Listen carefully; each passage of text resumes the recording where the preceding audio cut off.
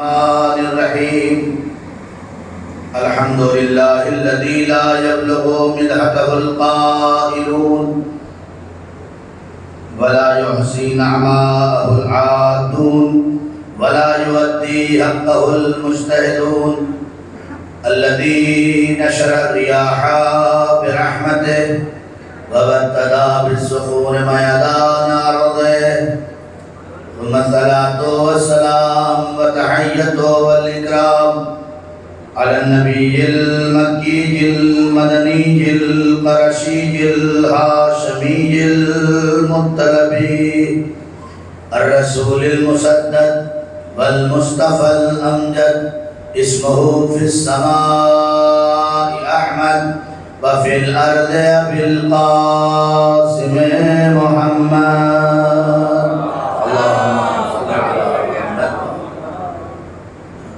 وآله الطيبين الطاهرين المعصومين المظلومين الذين أذهب الله عنهم الرجس وطهرهم تطهيرا.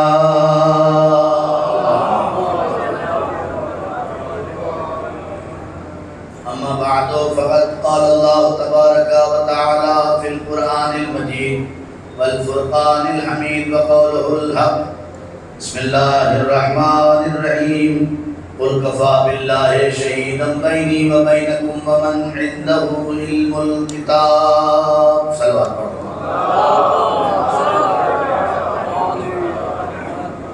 معزز سامعین کرام اور بزرگان قوم ملت، عشر محرم کی 8ویں مجلس عزا خانہ پنجتنی میں، جس کا عنوان علم اور ولایت ہے. اس سے پہلے کہ گفتگو کا آغاز کروں، آج کا دن بڑی ہی اہمیتوں کا حامل ہے. آج 8 محرم ہے. 8 محرم یعنی باب الحوائج سے منسوب ہے.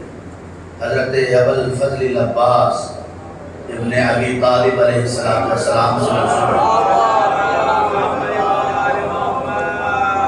ہر انسان کے دل میں کوئی نہ کوئی تمنا ہے، کوئی نہ کوئی آرزو ہے، کوئی نہ کوئی درد ہے، کوئی نہ کوئی مشکل ہے. لہذا سب مل کے دعائے امام زمانہ پڑھتے ہیں اور اپنے دلوں کی حاجتیں، اپنی مشکلیں اپنے پروردگار کی بارگاہ میں رکھتے ہیں. مولا، آج باب الحوائج کا دن ہے. تجھے پروردگار باب الحوائج کا واسطہ ہم سب کی دلی حاجات کو قبول فرما. سب مل کے دعائے امام زمان پڑھیں. بسم اللہ الرحمن الرحیم. اللہم کل ولی الحجت ابن الحسن صلواتک علیہ وعلا آبائه فی هذه الساعة وفي كل وليا وحافظا وقائدا وناصرا ودليلا وعينا حتى تسكنه أرضك طوعا وتمتعه فيها طويلا. اللهم صل على محمد وآل محمد. قرآن کریم صلوات حضرت آل محمد.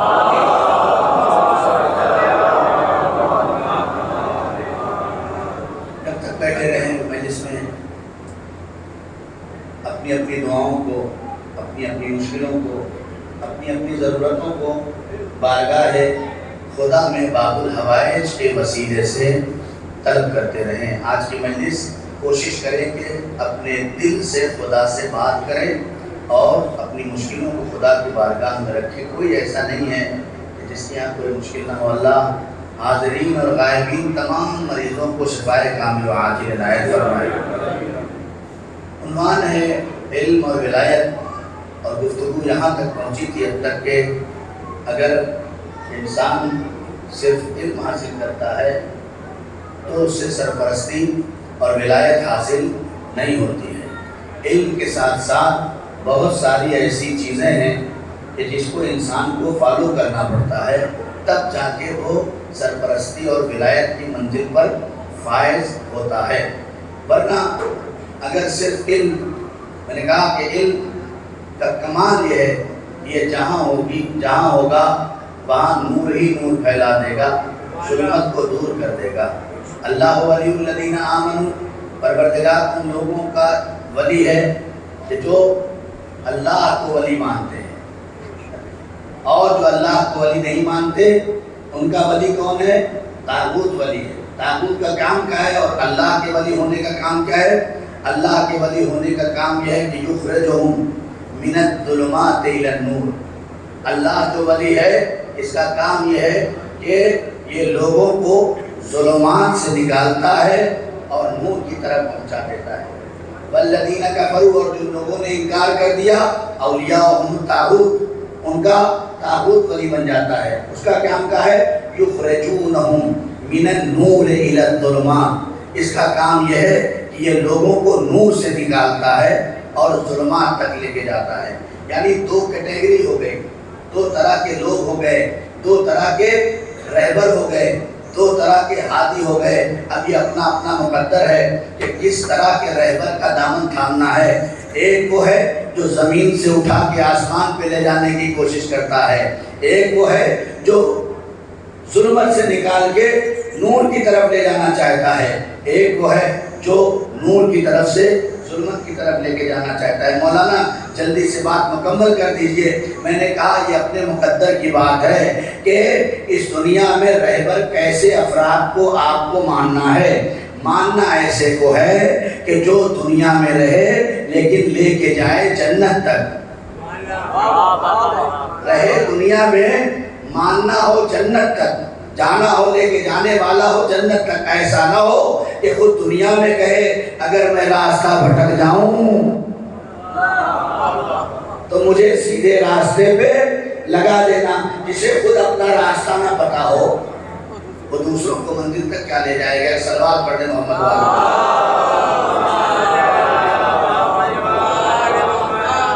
مجھے یاد نہیں آ رہا ہے، میں نے یہ مثال شاید 6-7 سال پہلے پڑھی تھی کہ کس طرح کے انسان کو اپنا رہبر قرار دیا جائے، اپنا ہادی قرار دیا جائے۔ کس طرح سے ہر انسان چاہتا ہے، بھائی آپ پوچھیں نماز کس لیے پڑھ رہے ہیں؟ جواب کیا آتا ہے؟ جنت جانے کے لیے۔ روزہ کس لیے رکھ رہے ہیں؟ جنت جانے کے لیے۔ حج کس لیے کر رہے ہیں؟ جنت جانے کے لیے۔ سب کس لیے کر رہے ہیں؟ سب کا ہدف جنت ہے، مقصد کیا ہے؟ جنت ہے۔ سب جنت کے لیے ہو رہا ہے دنیا میں جتنے ہیں۔ جنت لے کے جانے والا کون ہے؟ بھائی جنت جانے کے لیے سب تیار ہے نا؟ تو جنت خود سے چلے جائیں گے؟ کہا نہیں، اللہ نے جنت خود سے جانے کے لیے رکھی نہیں ہے۔ اللہ نے قانون بنایا ہے کہ جنت میں جانے کے لیے امام کا ہونا ضروری ہے۔ بہت توجہ، جنت میں جانے کے لیے امام کا ہونا ضروری ہے۔ اے میرے اللہ، خالی امام کا ہونا ضروری ہے، آواز کیا نہیں، خالی امام کا نہیں، صحیح امام کا ہونا ضروری ہے۔ بہت جلدی جلدی گفتگو پہنچا رہا ہوں۔ خالی امام کا ہونا ضروری نہیں ہے۔ وَيَوْمَ نَدْعُو كُلَّ أُنَاسٍ بِإِمَامِهِمْ، ہم میدان محشر میں ہر انسان کو اس کے امام کے ساتھ بلائیں گے۔ وَيَوْمَ نَدْعُو كُلَّ أُنَاسٍ بِإِمَامِهِمْ، ہم محشر میں ہر انسان کو اس کے امام کے ساتھ بلائیں گے۔ اور کر رہے ہیں امام کیسا ہو؟ امام کیسا ہو؟ کیسا امام ہو؟ ارے بھائی امام ایسا ہو کہ پہلے یہ سوچو کہ کس کے جگہ پہ امام مان رہے ہیں، کس کا جانشین مان رہے ہیں، کس کا خلیفہ مان رہے ہیں۔ کہ لے جناب وہ تو نبی کے خلیفہ ماننا ہے، نبی کا جانشین ماننا ہے، نبی کا جانشین ماننا ہے، نبی کی جگہ بیٹھنے والے کو ماننا ہے۔ تو میں نے کہا پھر جب کوئی کسی کی جگہ بیٹھتا ہے تو اس کی کوالٹی بھی اس کے اندر ہونا چاہیے۔ اگر کوئی کسی کی جگہ بیٹھتا ہے تو اس کی کوالٹیز بھی اس کے اندر ہونی چاہیے۔ ممکن ہی نہیں ہے مولانا عمار کو مجلس پڑھنا ہو اور مولانا کسی ایسے کو بٹھا دیا جائے نہ جو بولنا جانتا ہو، نہ جو پڑھنا جانتا ہو، اسے نہ انداز ہو رہا ہو، اسے نہ تمیز ممبر ہو، ایسے شخص کو اگر آپ ممبر پہ بٹھا دیں گے تو آپ مولانا سے کہیں گے مولانا اجی کیسے کو ممبر پہ بٹھا دیا، ارے جسے کچھ بھی نہیں آتا تھا۔ میں نے کہا بھائی یہ جو نبی کے بعد لانا ہے، نبی کے مسند پہ بٹھانا ہے، تو نبی ہے کائنات کے رسول، ان کی کوالٹی یہ ہے کہ یہ انسانوں کی بھی ہدایت کرتے ہیں، یہ جناتوں کی بھی ہدایت کرتے ہیں، یہ انسانوں کی بھی ہدایت کرتے ہیں، یہ جناتوں کی بھی ہدایت کرتے ہیں، یہ تمام مخلوقات کی ہدایت کرتے ہیں۔ نبی کے بعد نبی کی جگہ اسی کو لایا جا سکتا ہے جس کی حکومت خالی انسانوں پہ نہ ہو بلکہ جناتوں پہ بھی نظر آئے۔ سلام کرتے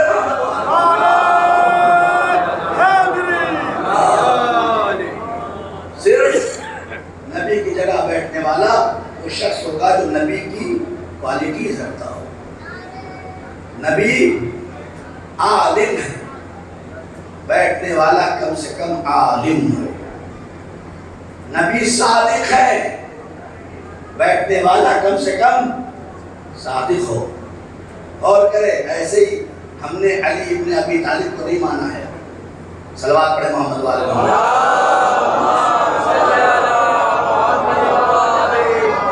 بہت جلدی جلدی بات آگے بڑھ رہی ہے، آپ غور کریں۔ ہم نے ایسے ہی علی ابن ابی طالب کو نہیں مانا۔ نبی کے بعد ہم نے کسے مانا؟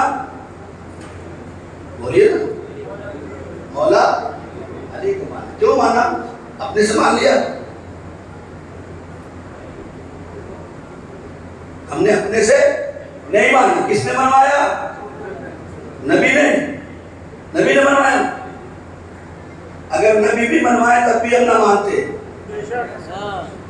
اور کرے ہمارا عقیدہ بہت مضبوط ہے، دنیا نے اسے پہچانا ہی نہیں ہے۔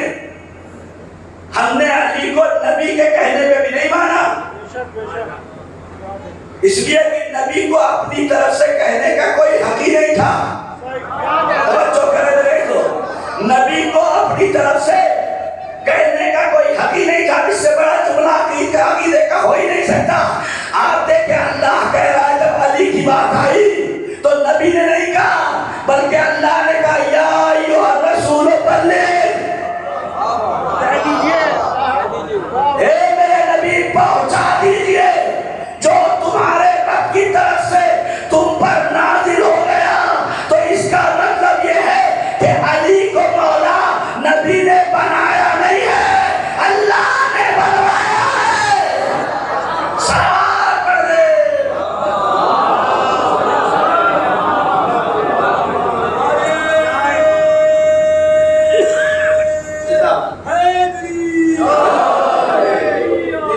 سلام پڑھ دے۔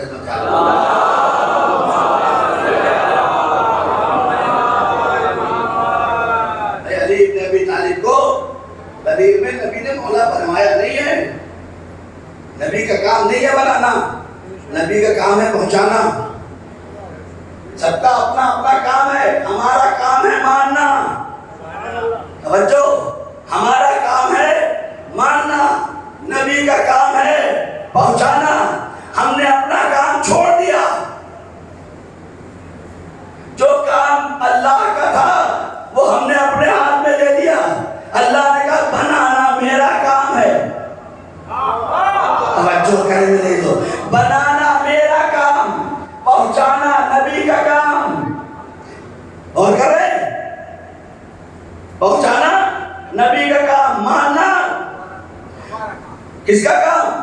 ہمارا کام۔ یہی وجہ ہے کہ ساری دنیا کی اذان لا الہ الا اللہ اور محمد الرسول اللہ پہ تمام ہو جاتی ہے، لیکن ہماری اذان لا الہ الا اللہ محمد الرسول اللہ علی بولیے علی ولی اللہ پہ تمام ہوتی ہے۔ کیوں؟ اس لیے کہ لا الہ الا اللہ علی نے پہنچایا، لا الہ الا اللہ علی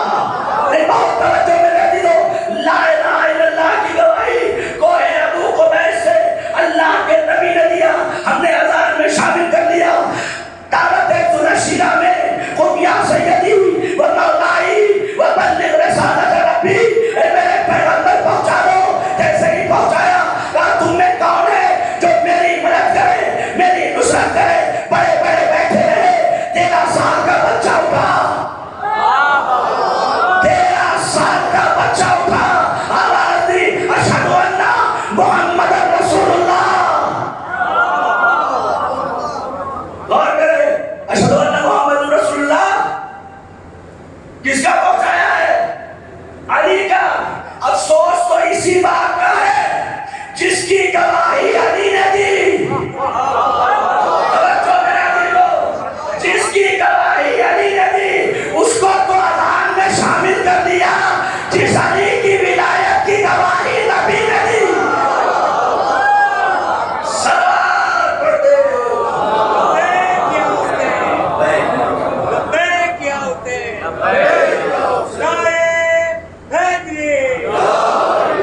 اور کریں آپ. جس کی گواہی علی نے دیا وہ تو ہر جگہ شامل ہے، اور جس کی گواہی نبی نے دیا اسے نہیں دیا. اور کریں آپ، یہ قانون ہے اسلام کا. ایک سلوات پڑھتے محمد والے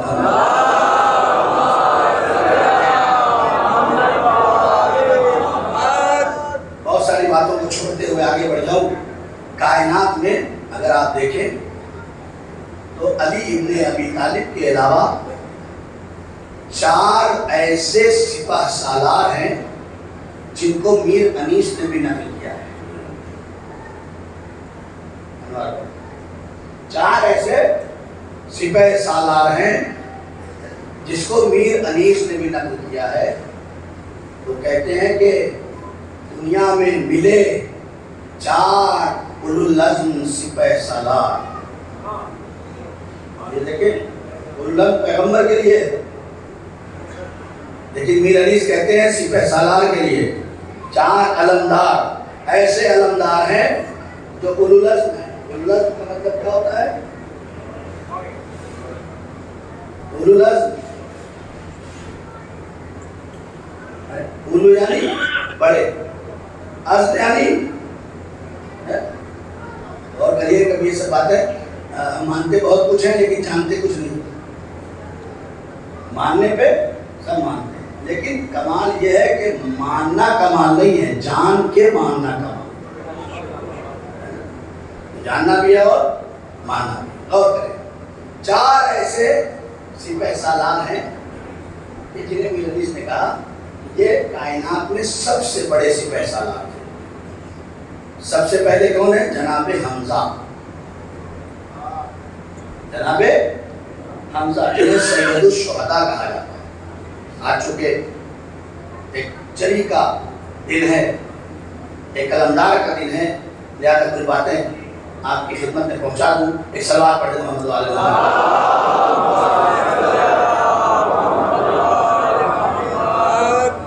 آپ یہ سوچ رہے ہیں کہ مولانا جو ہے بیچ بیچ میں کہیں بھی سلوات پڑھوا دیتے ہیں. کہیں بھی سلوات نہیں پڑھواتا ہوں، کہیں بھی آپ کو ثواب دینے کی کوشش کرتا ہوں. سلوات پڑھیں محمد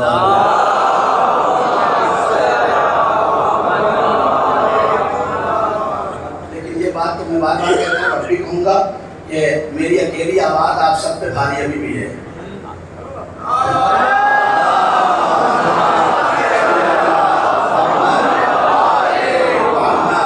اور کریں آپ. سب سے پہلے سپہ سالار کا نام ہے کیا؟ جناب حمزہ. جناب حمزہ کائنات کے وہ سپہ سالار ہیں کہ جن کی میت پر اللہ کے رسول نے 70 تکبیریں دی. غور کریے گا کتنا احسان ہے حمزہ کا اسلام پر کہ کائنات کا نبی میت پہ کھڑا ہو کے دو ہی ایسی ذات ہے جس کی میت پہ نبی نے 70 تکبیر کہی ہے.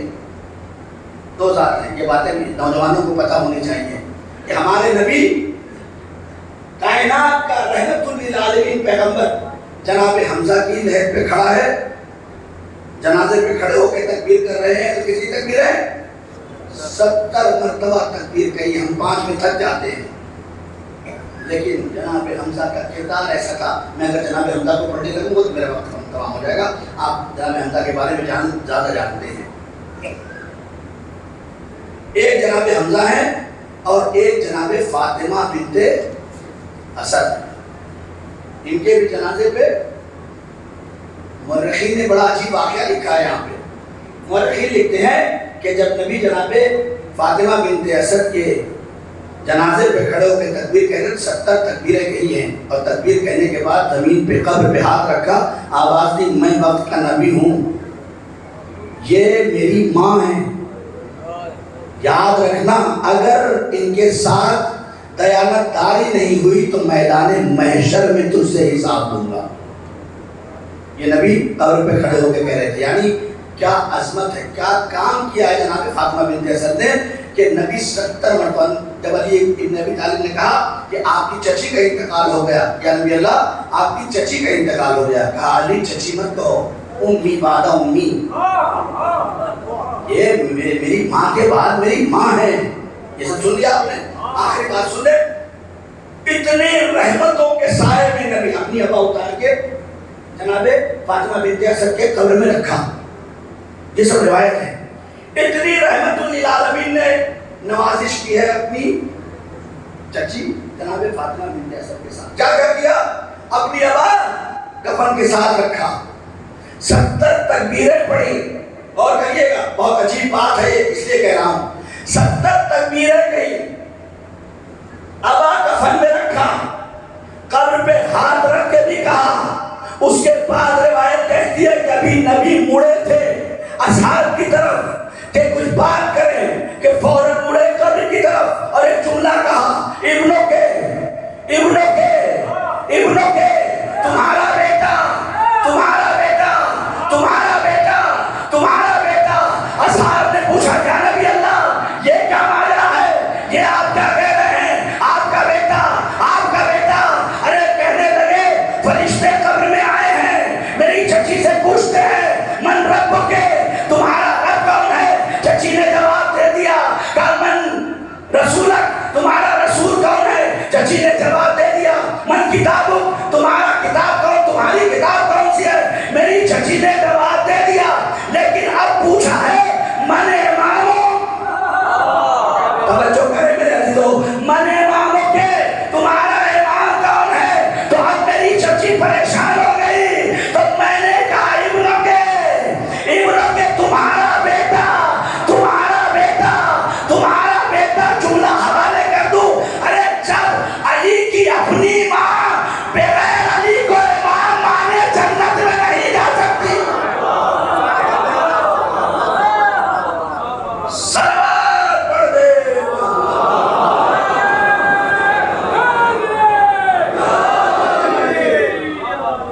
یہ دنیا کو سوچنا چاہیے اس روایت سے کہ جب علی کی اپنی ماں بغیر علی کو امام مانے جنت تک نہیں جا سکتی, تو ہماری آپ کی مائیں یا امت کی ماں بغیر علی کے جنت تک نہیں جا سکتی. تو پہلا سپہ سالار اور علمدار جناب حمزہ. دوسرے تو مجلسوں کا شرف ہے جناب مالک اشتر. ایسے ہی نہیں علمدار نبی بنا دیتے کسی کو, علی کو کہنا پڑتا ہے مالک, جیسے میں نبی کے کرا تھا نا ویسے ہی مالک میرے لیے ہے. جنگ کر رہے ہیں ادھر علی کی تلوار رکی, مالک چاہتے تو 2-4 اتنی دیر میں اور اڑا دیتے.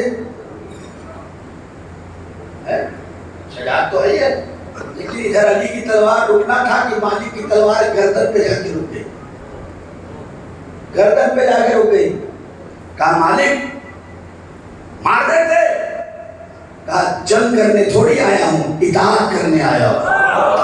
خدا کی قسم جملے سن لیں, مالک کہتے جنگ کرنے تھوڑی آیا ہوں, اطاعت کرنے آیا ہوں. جنگ کرنا ہوتا تو اب تک نہ جانے کتنوں کو مار دیا ہوتا. یہ تو میں علی کو دیکھ دیکھ کے تلوار چلا رہا ہوں,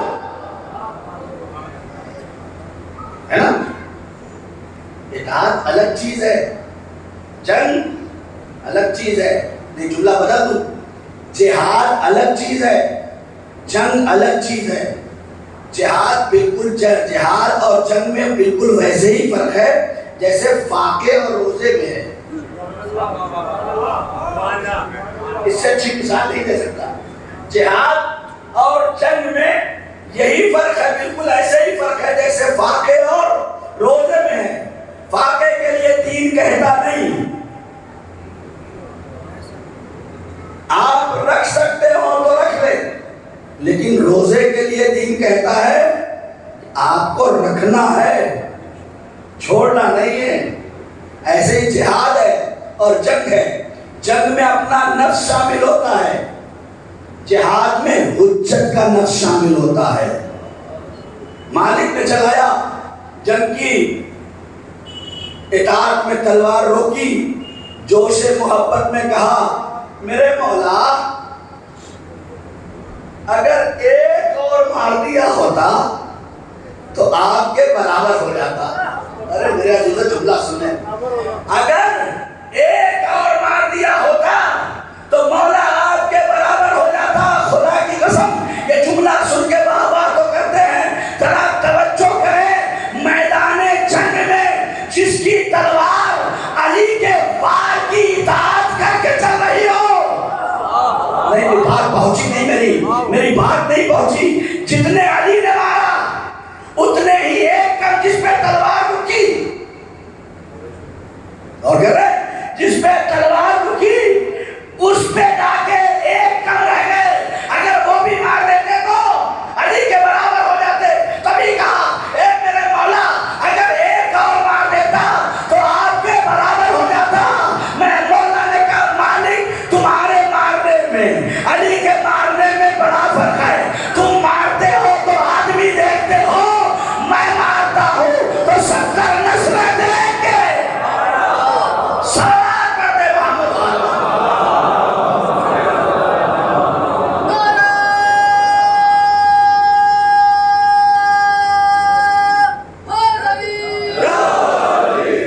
اور کریں یہ مالک ہیں۔ ساری باتیں چھوڑ دوں، جب شام سے کہلایا گیا مالک کے سامنے کہا کہ ہمارے پاس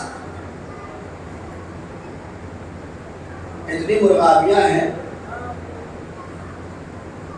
لشکر اتنے ہیں کہ جیسے رائی کے دانے کے برابر، جا کے اپنے علی سے کہہ دینا کہ ہمارے پاس اتنے لشکر ہیں کہ رائی کے دانے کے برابر شمار نہیں کیا جا سکتا، اتنا لشکر ہے۔ تو کھڑے ہونے والے نے آنکھوں میں آنکھیں ڈال کے بس ایک جملہ کہا تھا، رائی کے دانے کے برابر ہے، تمہیں نہیں پتا علی کے پاس ایک شتر مرغ ہے۔ توجہ کریں، علی کے پاس ایک ایسا شتر مرغ ہے کہ جو تمہارے رائی کے دانوں کو ایسے چبا جائے گا کہ تمہیں اندازہ نہیں ہو سکتا۔ ایسا انسان جب کردار پیدا کرتا ہے تب جا کے سرپرستی ملتی ہے اور علمداری نصیب ہوتی ہے۔ تیسرا کردار علمداری کا، کس کو علم ملا؟ ان کے بعد علی ابن ابی طالب علیہ السلام کو صلوات پڑھ رہا کہاں پہ ملا؟ ایسی جگہ پہ ملا کہ جہاں پہ لشکر کہتا تھا سردار بھاگا، سردار کہتا تھا لشکر بھاگا۔ کہاں کا واقعہ ہے؟ خیبر۔ خیبر پوری رات علم لینے کے چکر میں جاگنے والے آج علم اٹھانے والوں کو بدعت کہتے ہیں۔ آپ تاریخ میں دیکھیں، خیبر میں 39 دن تک نبی علم دیتے رہے اور لے کے جاتے رہے۔ جب لے کے جا رہے تھے کوئی بدعت نہیں تھا، اور آگے یہی کہتے تھے کہ جناب لشکر کہتا کہ حضور کیا بتائیں، سردار ہی بھاگ گیا تھا، ہم کیا ٹکتے؟ سردار کہتا حضور کیا بتائیں، لشکر نہیں رکا، ہم کیا ٹکتے؟ نبی نے کہا ناد علی مظہر العجائب۔ اللہ کی قسم یہ آسانی، ناد علی کو آسان نہ سمجھیے گا، ناد علی، اللہ کہتا ہے اے میرے نبی اب اسلام کے پرچم کی باری ہے، اسلام کی علمداری کی باری ہے، اسلام کی سرداری کی باری ہے، تو پکارو۔ نادے کا مطلب ہوتا ہے پکارو، نادے ندا سے بنا ہے، ناد علی، اے پیغمبر پکارو علی کو۔ میں کہوں گا پیغمبر پکارو. اے میرے نبی، ہم سے کہتے ہیں نا تمہیں کیا ہو گیا ہے، تم بیٹھتے ہو تو علی کو پکارتے ہو، سوتے ہو تو علی کو پکارتے ہو، گرتے ہو تو علی کو پکارتے ہو، چلتے ہو تو علی کو پکارتے ہو. خدا کی قسم ہم علی کو کبھی نہ پکارتے، خالی اللہ اللہ کرتے. اگر اللہ کے نبی نے خیبر میں مصلی بچھا کے ہاتھ اٹھا کے کہا ہوتا یا اللہ مدد، لیکن کیا کیا؟ کہا ناد علی، اے پیغمبر علی کو پکارو، یہ سنت پیغمبر ہے. جب بڑی مشکل ملے تو علی کو پکارو. یہ سنت پیغمبر ہے. ناد علی پکارو علی کو، مظہر العجائب، جو عجائب کا مظہر ہے. پکارو علی کو. علی آئے، خیبر نہیں سنانا مجھے، سنتے رہتے ہیں آپ. علی آئے تو کیا ہوا؟ نبی نے علم اٹھایا، علی کے ہاتھوں میں دیا، کہا کیا کہا؟ آج علم مرد کو دے رہا ہوں. عجیب و غریب مارکا ہے، خدا کی قسم. آج پڑھ دینا بڑا آسان ہے منبر پہ بیٹھ کے. نبی بھرے صحابیوں کے مجمع میں کہہ رہے ہیں کل علم مرد کو دوں گا، خیر فرار کو دوں گا، بڑھ بڑھ کے حملہ کرنے والے کو دوں گا، جو خدا سے محبت کر رہا ہوگا اسے دوں گا، جس سے خدا بھی محبت کر رہا ہوگا اسے دوں گا. رات بھر لوگ مچلتے رہے اس لیے کہ علی نہیں تھے. توجہ کر میرے عزیزو، ارے یہ سارے صفات جس پہ فٹ ہو رہے تھے وہ خیبر میں موجود نہیں تھا، ورنہ کوئی انتظار ہی نہ کرتا. انتظار اس بات کا تھا علی ہے نہیں، نہ جانے کسے ملے گا. جیسے ہی صبح نمودار ہوئی، دیکھا علی ابن ابی طالب آ گئے. ارے اب نبی نے علم اٹھایا، علی کے ہاتھوں میں دیا، جاؤ میرے علی. یہاں سرداری ملی، یہاں سرداری ملی. اٹھایا، لے کے گئے. کہاں گئے؟ جہاں سے لشکر کہتا تھا سردار بھاگا، سردار کہتا تھا جا کے پتھر پہ علم، بچپن سے یاد کیا گیا ہے، بچوں کو بھی یاد ہوگا، پتھر پہ علم دین کا. یہ کہاں ڈالا گیا؟ یہ وہی خیبر ہے جہاں علی نے اپنے علم کو کہاں گاڑا؟ پتھر پہ گاڑا. خالی پتھر پہ علم نہیں گاڑا، جب پتھر پہ علم گاڑا نا تو وہاں ایک ستارہ شناس بیٹھا تھا. توجہ کرے، وہاں ایک ستارہ یہودی ہے نا، کل بھی یہودی کامیاب تھے. 1400 سال پہلے بھی جس خیبر میں بیٹھ کے حکومت کرتے تھے وہاں بھی ستارہ شناس ان کے ساتھ ہوتا تھا. ہمارے یہاں تو چاند 29 کا ہوگا یا 30 کا. آج بھی پھنسے ہوئے ہیں. صلوات پڑھے محمد وآل محمد. ٹیکنالوجی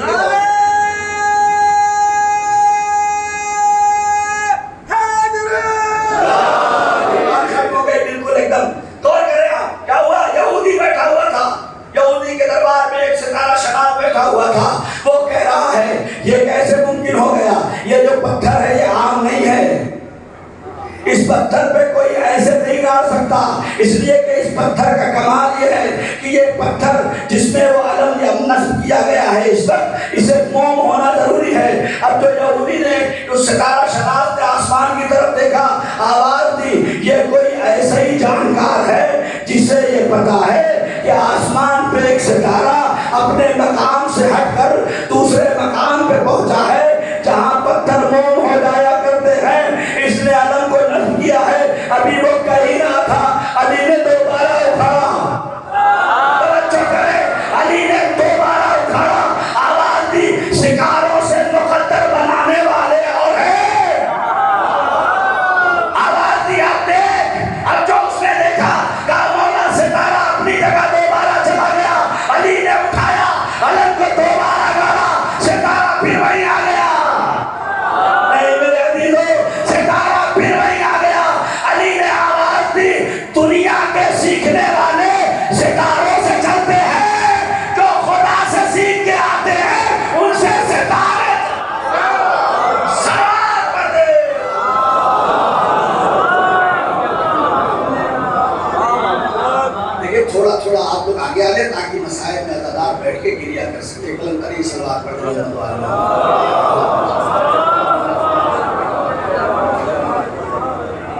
آگے کچھ اعلانات ہیں آج کی شب کے 8 محرم کو ابوالفضل عباس علیہ السلام کا جلوس علم برآمد ہوگا جو سیکٹر 10 میں برآمد ہوگا انشاءاللہ گرودوارا روڈ پر ہوتے ہوئے امام باڑہ پنجتنی دہلی پہنچے گا. آپ حضرات سے گزارش ہے کہ ٹھیک 8 بجے رات میں سیکٹر 10 میں تشریف لے جائیں اور جلوس میں شرکت کریں. اس کے علاوہ اور بھی جو مجالس ہیں تو 2 ہی دن بچا ہوا ہے.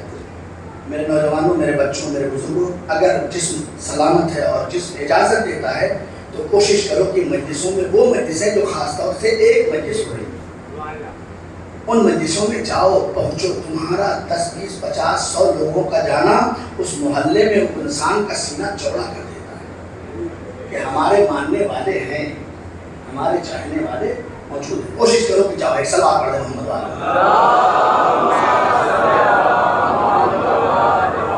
بس تمام ہو گئی بات. تیسری سرداری علی ابن ابی طالب. ایک مجلس پوری ہے یہاں پہ سرداری علی ابن ابی طالب. آخری سرداری کس کی ہے؟ حضرت ابوالفضل عباس علیہ السلام. یہ علم علی نے حسین کو دیا، حسن کو دیا. حسن سے حسین کے ہاتھوں میں آیا. تاریخ علم میں کہیں 8 9 سال پہلے یہاں پڑھ چکا ہوں کہ کہاں سے علم چلا ہے اور کہاں تک پہنچا تھا. لیا امام حسین نے کربلا میں یہ علم جناب ابوالفضل عباس علیہ السلام کے حوالے کیا کہ کربلا کے سردار لشکر تم. وہ بھی سرداری، یہ بھی سرداری، انہوں نے بھی سرداری کی، انہوں نے بھی سرداری، لیکن ان کی سرداری ان کی حیات تک باقی رہی. ان کی سرداری ان کی حیات تک باقی رہی. لیکن نہ جانے کیسے علم کو عباس نے اٹھایا کہ بازو کٹ گئے پھر بھی علم برآمد ہے. بازو کٹ گئے لیکن سرداری آج بھی باقی ہے.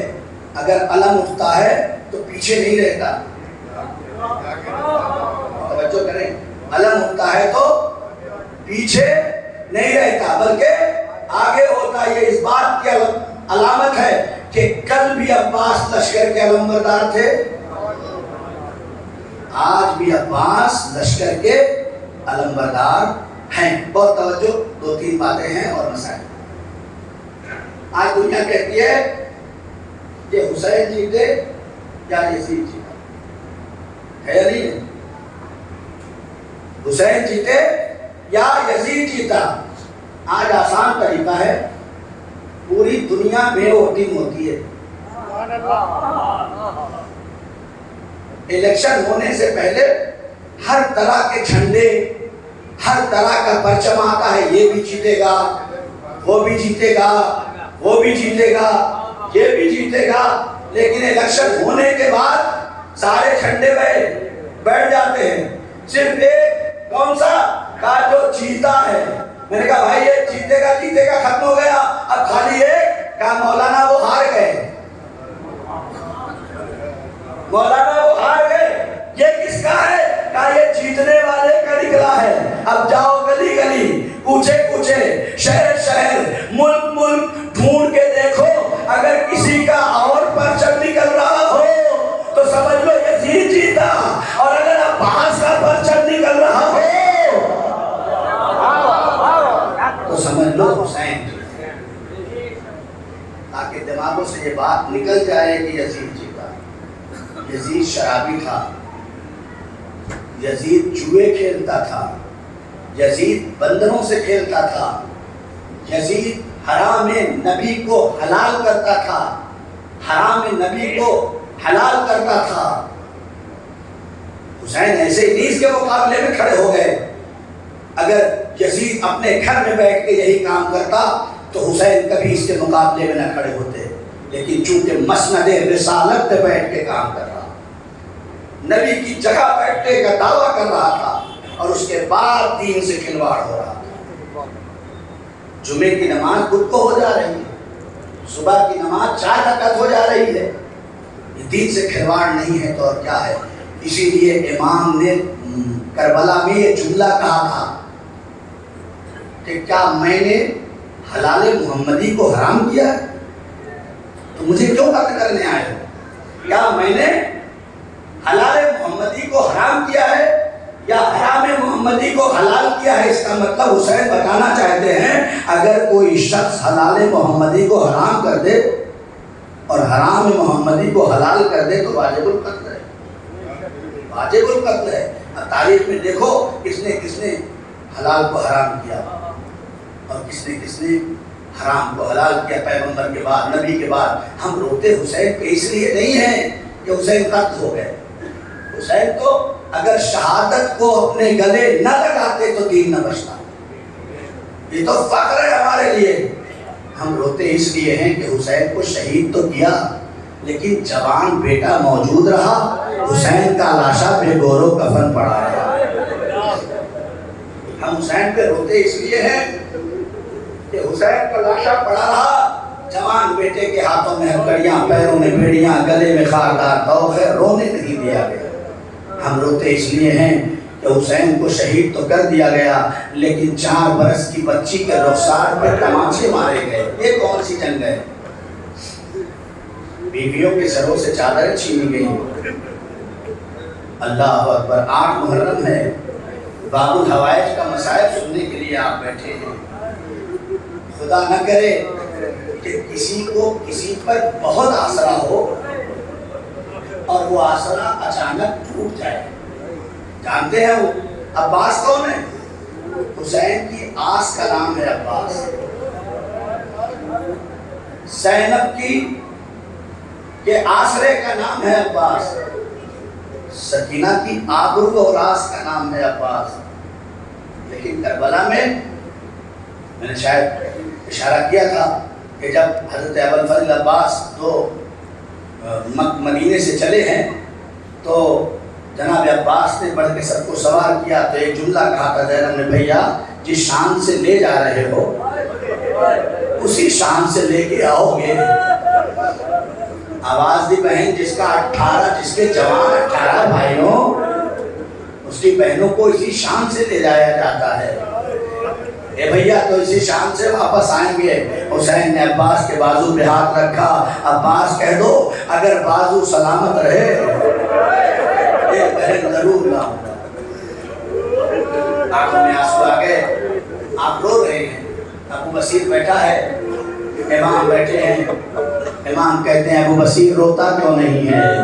میری ماں اور بہنیں غور سے سنیں، ابو بصیر روتا کیوں نہیں ہے؟ مصائب سنو، اپنے لیے دعا کرتے جاؤ۔ باب الحوائج کا روز ہے، باب الحوائج کے مصائب ہیں، جتنی دل میں تمنائیں ہیں مانگو اور آنکھوں سے آنسو جاری کرو۔ اے ابو بصیر روتا کیوں نہیں؟ مولا رو تو رہا ہوں، مولا آنکھ سے آنسو گر رہے ہیں، مولا اے ابو بصیر میرے حسین پہ رو رہے ہو؟ ہاں مولا آپ کے حسین پہ ابو بصیر ایسے رو جیسے بوڑھی ماں اپنے جوان بیٹے کی میت پہ بیٹھ کے گریا کرتی ہے۔ جزاکم اللہ، خدا آپ کو کسی غم میں نہ رلائے۔ مصائب عباس شروع ہوتا ہے نا تو یہ واقعہ ذہن میں آ جاتا ہے۔ ایک ذاکر ارے مولا کے مصائب پڑھتا ہے، خون گریا ہوتا ہے، لوگ روتے ہیں، اپنے اپنے گھروں کو چلے جاتے ہیں روتے روتے۔ رات میں ذاکر بستر خواب میں سوتا ہے، آنکھ لگ جاتی ہے، خواب میں کیا دیکھتا ہے؟ ارے سیدہ تشریف لائی ہے۔ اے میرے عباس کے ذاکر تو نے مصائب پڑھے ہیں؟ ہاں بی بی مصائب پڑھا ہے۔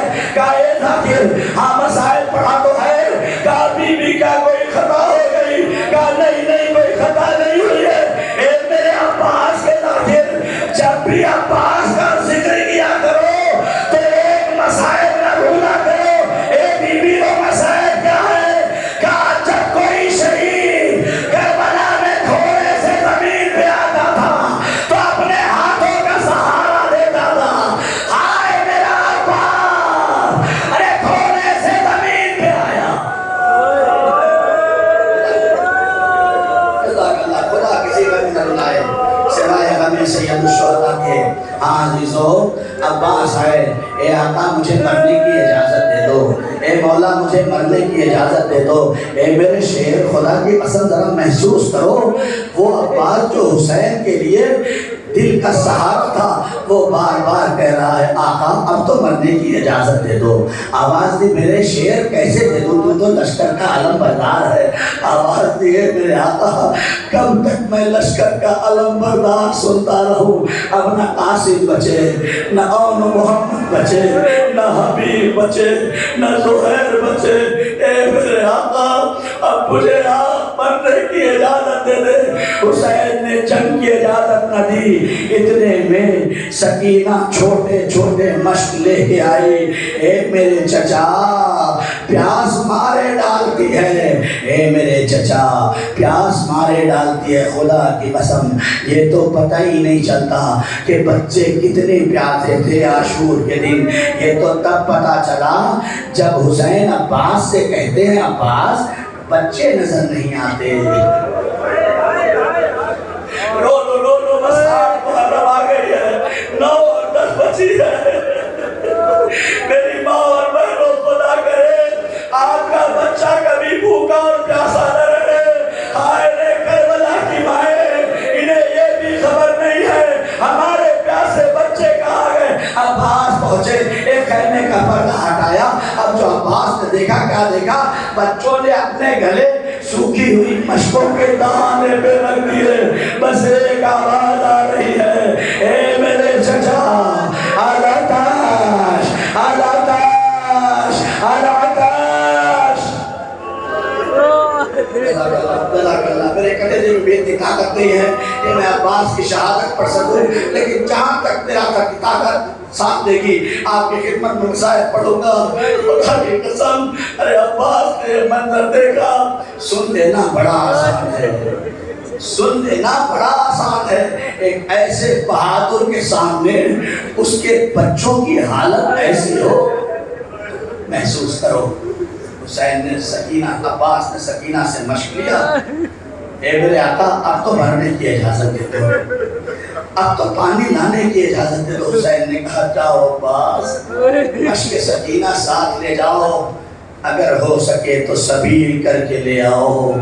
روایت کہتی ہے عباس مشق لے کر خیمے سے آگے بڑھے، حسین نے علم روکا، کچھ لکھا تھا اسے مٹایا، دوبارہ لکھ دیا۔ خیمے سے زینب نے دیکھا، بس ایک جملہ کہا، میرے بھیا حسین کیا لکھا تھا، کیا مٹا دیا؟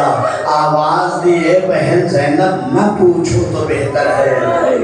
اے بھیا ہم دونوں نے غموں کو ساتھ دیکھا ہے، اے بھیا بابا کے سر پہ ضربت لگی تم نے بھی دیکھا، زینب نے بھی دیکھا، اماں کا پہلو شکستہ ہوا تم نے بھی برداشت کیا، میں نے بھی برداشت کیا، حسن کے جگر کے 72 ٹکڑے ہوئے تم نے بھی دیکھا، میں نے بھی دیکھا۔ بھیا یہ مسائل اکیلے مت برداشت کرو، زینب کو بتا دو اماں کے حق کا واسطہ ہے، اتنا سننا تھا۔ حسین کہتے ہیں زینب لکھا تھا نصر من اللہ ہے و فتح قریب، رونے کے لیے یہی جملہ کافی ہے، نصر من اللہ ہے و فتح قریب۔ میں نے اسے مٹا کے لکھ دیا زینب انا للہ و انا الیہ۔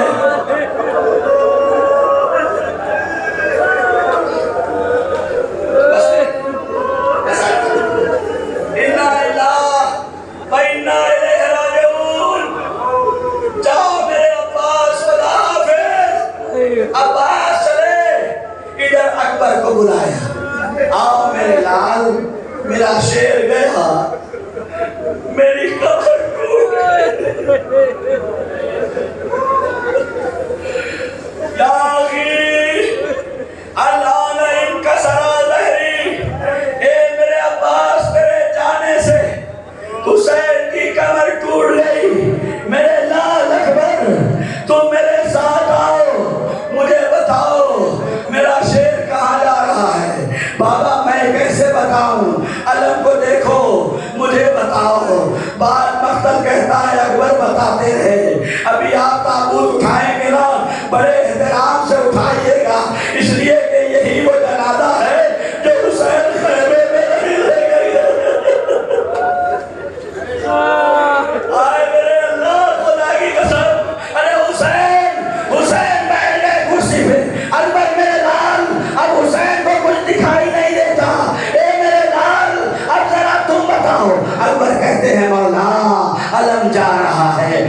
शुक्रन लिल्लाह। अलम तराई में उतर गया, शुक्रन लिल्लाह। अकबर कहते मौला आलम वापस आ रहा है, कहा अल्हम्दुलिल्लाह। अकबर कहते मौला आलम दाई जानिब झुक गया। खुदा की कसम हुसैन ने दाएं बाजू पे हाथ रखा, ए मेरे अल्लाह अब्बास के दाएं बाजू पे सलामत रखना। अरे एक मरतबा अकबर कहते बाबा अलम बाएं जानिब झुक गया। अरे इतना सुनना था, हुसैन ने बाएं बाजू पे हाथ रखा। ए मेरे अकबर अब क्या हुआ? कहा बाबा अलम हज को लेकर आ रहा है, बाबा अलम हज को लेकर आ रहा है। ए बाबा अरे अलम गिर गया।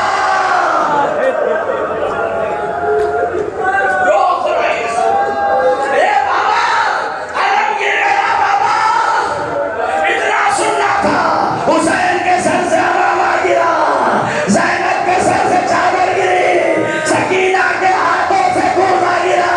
हुसैन दौड़े, अब जब पहुंचे कुछ उठाया।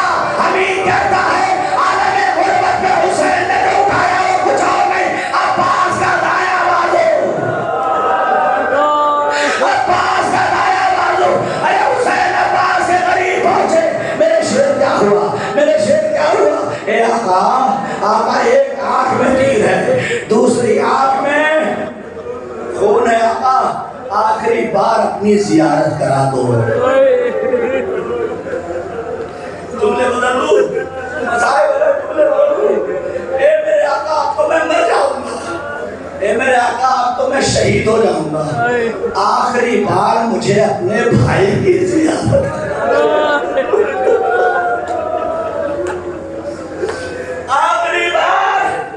मुझे अपने भाई की जियारत करा दो। हुसैन ने आबा के दामन से अब्बास की आंखों के खून को पोंछना था कि कहा मेरे शेर जियारत कर लो। जियारत कर चुके। अब्बास ने वसीयत की, ए मेरे आका मेरे लाश को खैमे में मत ले जाइएगा। ए मेरे आका मेरी लाश को खैमे में न ले जाइएगा। 32 बरस के अधेड़ का लाशा है। अरे 57 साल का हुसैन कैसे उठाएगा? उलमा ने लिखा इसलिए मैं करूंगा, शायद इसलिए कहा हो। अरे सकीना इंतजार कर रही है। अरे मैं किस मुंह से अपने लाशे को खैमे तक पहुंचाऊं? अभी इतना कहना था कि एक मर्तबा हुसैन ने कहा ए शेर तुम्हारी वसीयत तमाम हो गई? हाँ मेरे आका मेरी वसीयत तमाम हो गई, बस आखिरी फिक्रा मसाइल का और बात खत्म हो जाएगी। गौर करे ये करबला है, दर से करबला है। हुसैन की बात खत्म हो चुकी थी, लेकिन अजीब बात कह दी हुसैन ने, ए मेरे शेर अब तक तुमने मुझे